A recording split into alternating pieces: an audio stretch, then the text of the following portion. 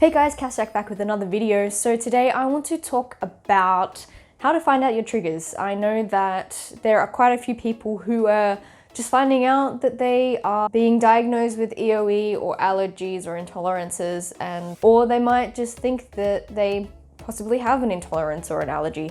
So I just wanted to talk today about how to find out your triggers and the best ways to actually do that and the ways that I personally have done that. I sent out a post on Instagram actually as well, asking people to come back with how they figured out their triggers, and I'll go through some of those answers as well. Make sure you like and subscribe, and also leave a comment below if you have any tips and tricks on how to figure out your triggers and what might be potentially causing you issues. Make sure you also follow my Facebook page and my Instagram page, because I will be looking to do collaborations with people in Australia, preferably Sydney, most preferably. If you're in another country, I'm happy to organize a time that is suitable for both of us. So let me know in the comments, or if you DM me on Instagram or Facebook, I will get back to you. I'm going to just start off with my background a little bit.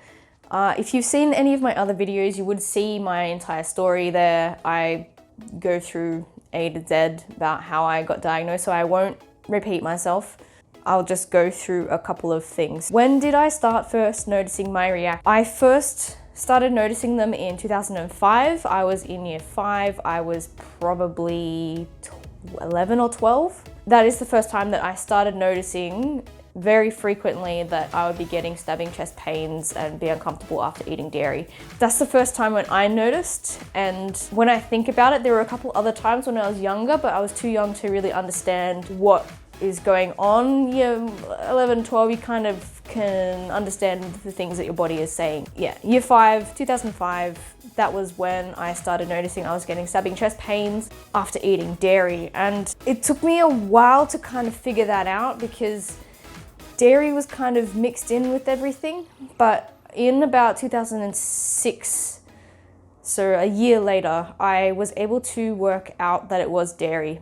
Essentially what I did was, from what I remember, I did a couple of experiments to try and nail down that it was actually dairy and not something else. I remember having crackers and cheese most afternoons, and that would be when I would be getting the reactions. And I did that a couple times. I would have the cheese and crackers and get stabbing chest pains and go, oh, I think something's wrong with cheese. And by this point, I wasn't drinking milk. I did not like milk. It's just gross. They change stuff in it, and I don't know. It's yuck. Milk, bleh. So I wasn't drinking milk at that point either. And whenever I did drink milk, for whatever reason, milkshake or something like that, I'd get the stabbing chest pain. So I was like, I think there's something wrong with milk, cheese, and I also used to have yogurt as well, Greek yogurt, and that also used to do it as well. When we'd have pasta bake, ice cream, I'd get these stabbing pains, and I didn't really do much with it at that point. I just kind of stopped having some things where I could, because obviously my mum would be making my food, so I can't really not eat it, otherwise I won't be eating. So I just tried to not have it where I could. And then in 2007 was when I was actually diagnosed after a pretty severe reaction. I was curled up in the couch crying for a couple of hours in pain with the stabbing chest pains, and that's when Mum took me to some doctors. So it was about 2 years after I started noticing the symptoms that I was actually diagnosed. And it actually took more than one doctor to work it out, because most doctors that we went to would just say that it's reflux because of it sounds heartburn symptoms, but it's not heartburn. I tried explaining that, and the thing that I remember telling them was that fizzy drink makes it go away.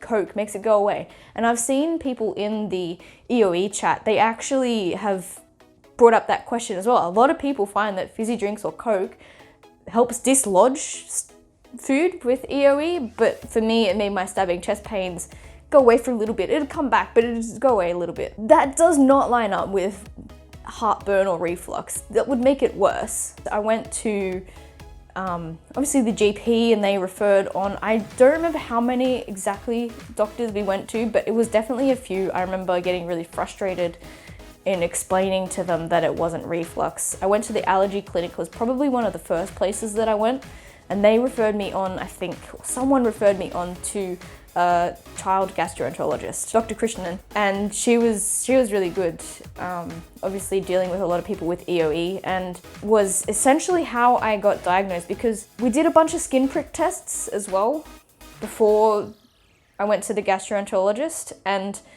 the skin prick test didn't show anything. It did not show an allergy to milk, so they were like, nope, you're not allergic to milk, and I was like, definitely think I'm allergic to milk because it hurts. I don't know how I can not be allergic to milk, but sometimes the skin prick tests, let me just sidetrack for a second here.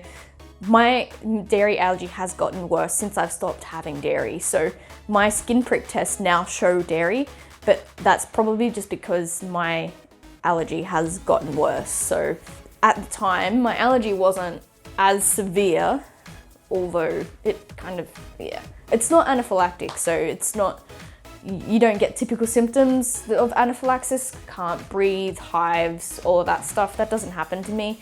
It's all kind of internal, so there's nothing really there for the doctors to go, oh yeah, allergy. And the skin prick test didn't show it either. So when Dr. Christian did my first gastroscopy and biopsy, that was when she came out with, you're actually allergic to dairy, because they did a blood test as well. So that meant that was when I was diagnosed with the dairy allergy. And then at that point as well, that is when she told me I had a mild intolerance to wheat as well. So that's when I went on a gluten-free, dairy-free diet, and I have not changed since. And she also mentioned that I have a high sensitivity to amines at that point as well. So I stayed away from things like tomato and chocolate. And also, fun fact, cheese is high in amines, yogurt is high in amines. So all of it together, ham, tomato and cheese sandwich was the worst thing I could possibly eat, and it definitely was. I pretty much just lived on that diet for most of my life. It was only until probably 3 or 4 years ago when I went back to the allergy clinic, because I was reacting every single day, and I was like, I'm on this gluten-free, dairy-free diet, I'm reacting every day still, what's the problem? I would still try and stay away as best I could from tomato. Like, I knew I had an intolerance, so I wouldn't overdo it all the time. So how did I manage to figure out the next set of foods which were triggering me? So essentially, when I went back to the allergy clinic, I went on the strict elimination diet, and that's how I figured out the rest of my triggers.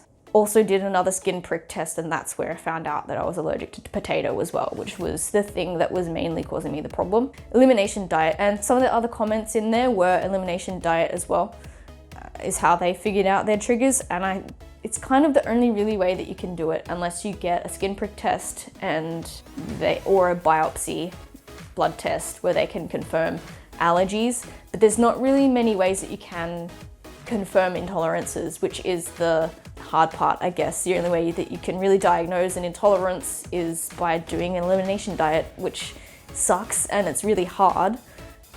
But if you do it right and you do it slowly, then you can figure it out, and that's how you do it, basically. Figure out your triggers by a process of elimination.